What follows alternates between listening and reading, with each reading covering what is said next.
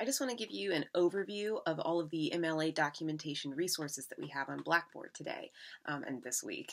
Some of them you've seen before in previous weeks because we've worked a little bit with MLA documentation, but this is when things start to get intense because you're getting ready to write your researched argument and to revise your projects 2 and 3, where you will also need to be citing your sources in MLA format. Before we get started, let me talk just briefly, in case it's at all unclear at this point, why we spend so much time on what a lot of people think of as the most tedious and boring part of this kind of English composition class. And I get it.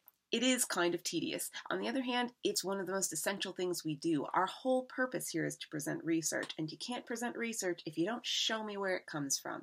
So as much as we do focus on rhetoric and on the writing and the quality of the writing in here, this is also a research class. And research, remember, is how you establish your credibility. It's where all of the belief that a reader can put into what you have to say comes from. It's also, hopefully, what led you into coming up with the position that you've come up with.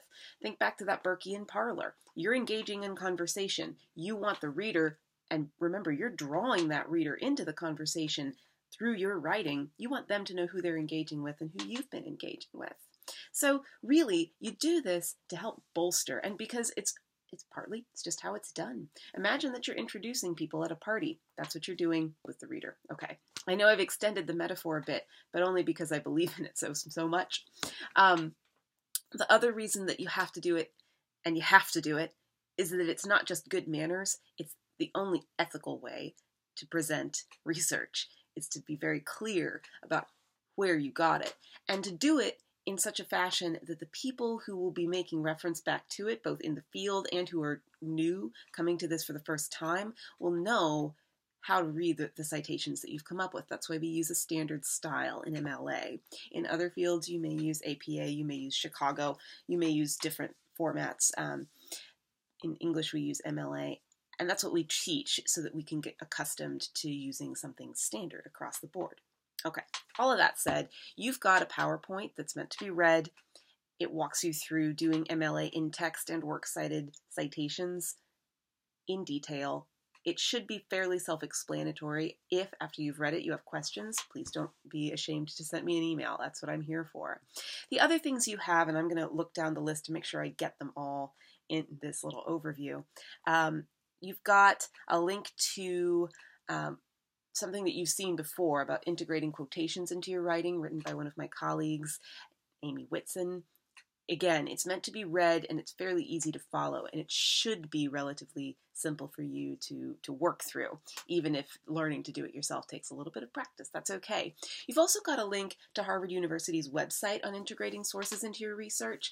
This is very much the same thing, but it's a little bit more in-depth, it's a little bit more dense, there's a little bit more to work with and to work through, so they give you some more examples. You also have a link to a sample MLA works cited page from the OWL at Purdue. Now remember, the OWL at Purdue is a fantastic resource, whether you're writing an MLA or APA, on how to format entries, how to put together a paper. They give you a lot of resources that you can refer back to, and I encourage you to use their website. I also encourage you to use the next resource you have, which is NightCite.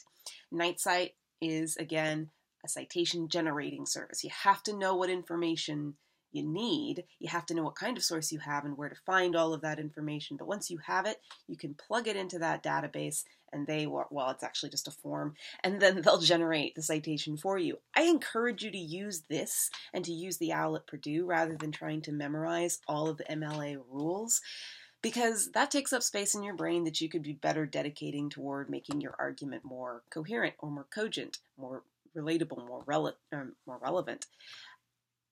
You don't need to memorize all of those things. I use those resources when I'm writing. Plus, the guidelines change every now and then, every few years. They put out a new style guide, so there's no need to memorize those things. Take advantage of the resources. Work smarter, not harder, like they say. Okay. The rest of the documents that are in this week's folder are all there to help you as you develop your thesis statement and as you begin revising and drafting your project 4. If you have any questions about how to use any of those tools or what the rules are, again, please don't hesitate to contact me, and I look forward to seeing your work.